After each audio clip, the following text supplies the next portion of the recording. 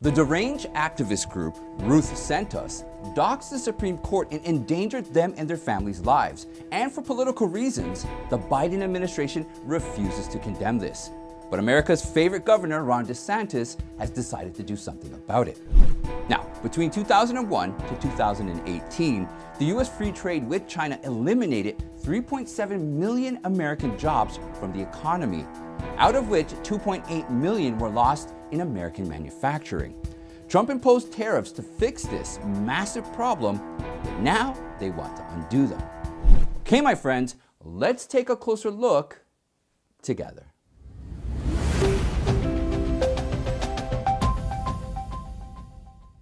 Governor Ron DeSantis has signed a new law that makes it illegal to protest or picket outside a person's home. With protests across the country trying to forcefully persuade the Supreme Court judges to restore Roe Vs Wade, Florida governor has now issued a House Bill 1571 that focuses on punishing the protesters for protesting outside of anyone's home in Florida. According to this legislation, a law enforcement officer is first required to give a warning to the protester from protesting outside of someone's home.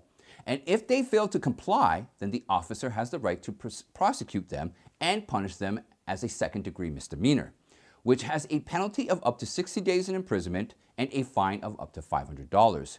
Now, to be more specific, the procedure in the legislation says, before a person may be arrested for a violation of this section, a law enforcement officer or a local, state, federal, or military law enforcement agency must go as near to the person as may be done with safety and shall command any person picketing or protesting before or about the dwelling of a person to immediately and peacefully disperse. If any such person does not thereupon immediately and peacefully disperse, he or she may be arrested for a violation of this section. Now, it should be noted that the federal law openly prohibits people from taking any action to influence a judge towards overturning any decision. Federal law also prohibits using any sound truck or similar device outside of the residence of a judge. However, as no action is being taken by the Democrats to protect the judges, states like Florida are now taking the necessary action. The haunting part is a group called Ruth Sent Us openly shared the home addresses of the 6 conservative justices. And Justice Samuel Alito, who wrote the draft opinion, was forced to move to an unknown location to ensure his safety. As the law will come into effect from October 1st, Governor Ron DeSantis said, sending unruly mobs to private residences like we have seen with the angry crowds in front of the homes of the Supreme Court justices is inappropriate. This bill will provide protection to those living in residential communities, and I am glad to sign it into law. Next here tonight, Governor Ron DeSantis now green-lighting more than $100 million to help fight a nursing shortage in Florida. Saying he'll approve $125 million in nursing education dollars for the next budget. This is something that we take seriously. How could I not? My mother was a nurse for over 40 years. It's a commendable profession, and in Florida, we are stepping up to the plate, and we are doing probably more than any other state in recent times to make sure that we're putting a strong emphasis on that. Florida Governor Ron DeSantis has now issued a massive $125 million in funding to support nursing education and handle the shortage of nurses in the state. The move was taken after the Florida Hospital Association declared that in the next 15 years, the state will be in a need of around 60,000 nurses. Other reports were also published by the Safety Net Hospital Alliance of Florida in September 2021, which said that if the state fails to produce sufficient nurses by 2035, there would be a 12% shortage in the number of registered nurses and 13% shortfall in the number of licensed practical nurses. In December 2021, the Safety Net tweeted, the new report that 36,368 physicians will be retiring or leaving their practice by 2035. We must increase existing GME funding, or we will only have enough docs in Florida for about 75% of our population by then. Furthermore, in the same month, the Safety Net also published an IHS Markit report, which openly warned that by 2035, Florida will have around 57,000 full-time practicing physicians, which will only handle 76% of the demand of nurses in the state, thus creating a risk of handling crises or emergencies in the future. After issuing the funds, Ron DeSantis, whose mother was a nurse for more than 40 years, said, "You have opportunities in that profession to impact a lot of people in a positive way. You really are making a difference. I think that we are also looking to see ways we can increase physician slots because there are a need to have more physicians trained in the state of Florida. We have some physicians that we will train and then they will go to other states. So we see a need." The governor further stressed that he took this action to get ahead of the curve so that in future, the workforce deficit of nurses does not double itself in numbers. With respect to the distribution of the $125 million, the Senate decided that $20 million will go towards workforce training, $59 million will go towards state colleges, and $46 million for the state university system, including Florida public universities. Doug Mastriano took to a stage in Chambersburg a short time ago tonight, celebrating his win after weeks of polling showed him with a sizable lead. Our view for Pennsylvania is one of hope and freedom, that people come here and walk as they see fit, not as some governor or some media hack sees fit. Trump's highly successful endorsement record in the 2022 midterm primaries has yet another winner added to it. Pennsylvania State Senator Doug Mastriano has won the Republican gubernatorial primary on May 17th, as the Republican Party of Pennsylvania was not in favor of supporting a gubernatorial candidate. However, when Trump noticed Mastriano is packed with the same ideals as Trump, he decided to endorse him on May 14th, when Mastriano was already leading ahead of the U.S. Representative Lou Barletta and former U.S. Attorney Bill McSwain. And soon the magic of Trump endorsement showed its colors by making Mastriano the winner by Decision Desk HQ with 40% of the total votes. While endorsing Mastriano, Trump said, "There is no one in Pennsylvania who has done more or fought harder for election integrity than State Senator Doug Mastriano. Mastriano is pro-Trump, American First candidate who will fight crime, address election problems, promote pro-life policies, protect the Second Amendment, and support the U.S. military and veterans. Mastriano is a man who will never let you down, a fighter like few others who has been with me right from the beginning, and now I have an obligation to be with him."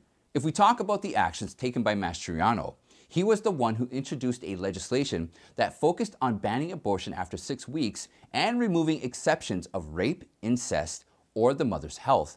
Mastriano, who is an Afghanistan and Iraq veteran, said, "The forces of darkness are hitting us really hard right now. We are going to bring the state back to righteousness. This is our day, our hour to take our state back and renew the blessings of America." It should also be noted that Trump, while endorsing Mastriano, directed his followers to not vote for former U.S. Attorney Bill McSwain, who did not investigate the claims of massive election fraud after Joe Biden won Pennsylvania in the 2020 presidential election. Trump said, "Do not vote for Bill McSwain, a coward who let our country down. He knew what was happening and he let it go." Not to forget, before Mastriano won, the election arena became more intense after moderate Republicans in Pennsylvania joined together to give massive support to Barletta. Furthermore, the Commonwealth Partners Chamber of Entrepreneurs, who spent around $13 million to promote McSwain, encouraged McSwain on May 15th to withdraw from the race and support Barletta. However, Mastriano had the support of former President Donald Trump. He will now be facing Pennsylvania Attorney General Josh Shapiro in the general election. Former President Trump says of Nunes he is a fighter and a leader. He will make an excellent CEO and that he understands that we must stop the liberal media and big tech from destroying the freedoms that make America great. In a recent interview with the Daily Wire, media company former Representative Devin Nunes, who is now the CEO of Donald Trump's media company, has expressed some significant views about the fake news and big tech censorship. When asked about his views about the Elon Musk initiative towards owning Twitter, Nunes said Trump and other Republicans completely support Musk in restoring freedom of speech in the country by purchasing Twitter. He said, "If we don't have basic communications in this country, we are going to hit a very dark place. Having somebody like Elon Musk step up to the plate and taken on these tech tyrants is what we are encouraging." As Nunes is closely watching the progress of Trump's Truth Social platform, he responded sharply to the fake news surrounding Truth Social about how it was supposed to be a strong platform but failed to handle traffic of the incoming users. He explained that the waitlist that thousands of people noticed after signing up was intended to ensure that the platform could handle enough traffic. And when the platform went live in late April, the waitlist automatically disappeared. Nunes also expressed the feeling of hurt after Democrats unreasonably blamed the House Intelligence Committee he was leading for helping Trump collude with Russia to steal the 2016 elections. He said, "Hardly ever were we out in the public. You would only hear from us when there was a terrorist attack or some international emergency. And I went from that to the worst job when the entire committee was politicized for political purposes by the left." At the end of the interview, Nunes concluded that he left Congress because he felt threats to the freedom of speech by big tech. He also wrote a book, Countdown to Socialism, that helped him land a job at Trump's Truth Social platform to fight for American freedom. President Biden has said he is considering cutting the tariffs that were put in place by President Trump. Why does this administration keep rolling over for China? So far, they got rid of the China initiative. We can't even investigate anymore all the intellectual property theft. And now Biden wants to do exactly what Xi Jinping wanted him to do from day one, remove those tariffs. The Biden family has taken in tens of millions of dollars from Chinese officials. Is that why he is going to remove the tariffs?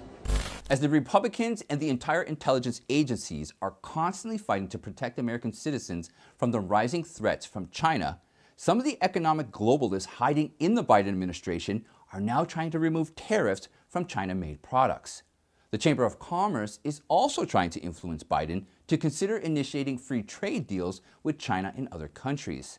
Now, it should be noted that the heavy tariffs that were imposed by Trump on China made products under Section 301 of the Trade Act of 1974 helped boost U.S. wages, jobs, and manufacturing businesses. According to a study that analyzed trade business with China between 2001 to 2018, the U.S. free trade with China eliminated 3.7 million American jobs from the economy, out of which 2.8 million were lost in American manufacturing. And in the same period, around 50,000 American manufacturing plants were forced to shut down. Furthermore, these job losses also contributed towards the U.S.-China trade deficit. For example, in 1985, when China was not in the World Trade Organization, the U.S. trade deficit with China stood around $6 billion. And in 2019, it stood around a massive $345 billion. If we look at the positive side of maintaining the Trump-imposed tariffs, a 2019 study revealed that permanent U.S. tariffs of 25% on all Chinese imports could create more than 1 million American jobs in the next 5 years. However, Treasury Secretary Janet Yellen is now leading the Biden administration to consider reducing tariffs imposed by Trump on Chinese imports. And U.S. Trade Representative Katherine Tai is trying her best to remove the entire amount of tariffs imposed on Chinese imports. Not to forget, the Biden administration has already removed U.S. tariffs on more than 350 China-made products, thus giving a boost to multinational companies that loved outsourcing manufacturing to China. And that's it for today, my friends. Now don't forget, please like and share, and most importantly, join our member site and support the mission to deliver truthful information. I'd rather depend on the generosity of you, people I can trust, than ever be dependent on YouTube again. Thank you all for spending time with me. I'll see you next time.